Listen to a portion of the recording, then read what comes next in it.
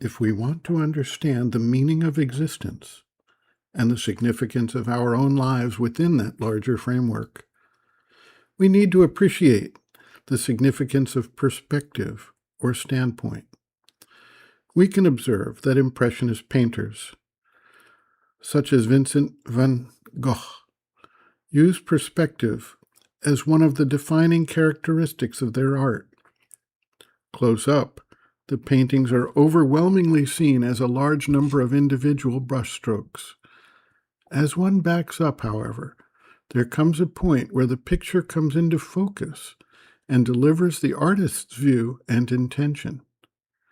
Similarly, if we look at our lives at the most granular level, our own individual personality and a single life, it seems relatively insignificant and meaningless, just a brushstroke on the universal canvas.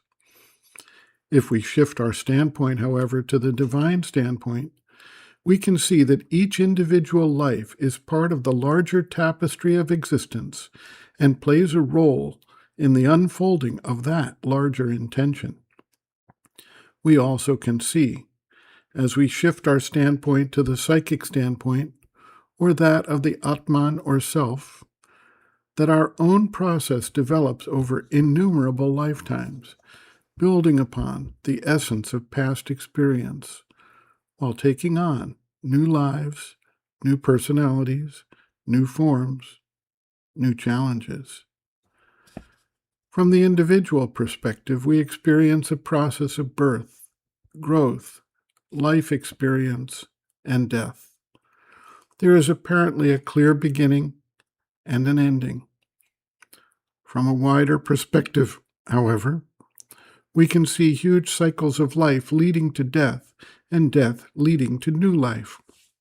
There are geocycles, biocycles, mind cycles, all of which undergo various processes of birth, development, and decline leading to decomposition, which then sets off the next stage of development with a new birth-death cycle. At this larger level, we also see large-scale changes in the levels and intensities of expressed consciousness, the evolution of life out of matter and mind out of life, and the changes that occur. Cultures and civilizations are born, develop, and fade away, leaving, however, a fertile basis for a new civilization to arise and flourish. During that time of the incipient disintegration at one level, a new formation is already generally in preparation, only becoming visible and effective as the remains of the old depart from the scene. In some cases, there is a time of quiet as a new force is prepared. Thus, we saw Europe go through a period of development based in the ancient Greek and Roman culture, a decline into what was known as the Dark Ages, and a new and exciting development in what is called the Renaissance. Whether this process occurs on the individual level across numerous lifetimes, or on the world and civilizational levels, we can see a similarity that lets us understand that there is a larger canvas being developed, and the individual brushstrokes of our lives are elements of that larger picture. But on their own, they do not reveal everything about the work in cosmic time of the divine artist-creator.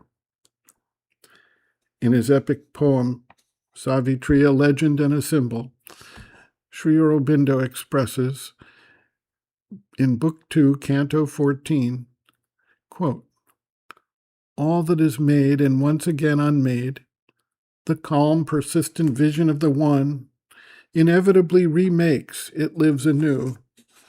Forces and lives and beings and ideas are taken into the stillness for a while. There they remold their purpose and their drift, recast their nature and reform their shape.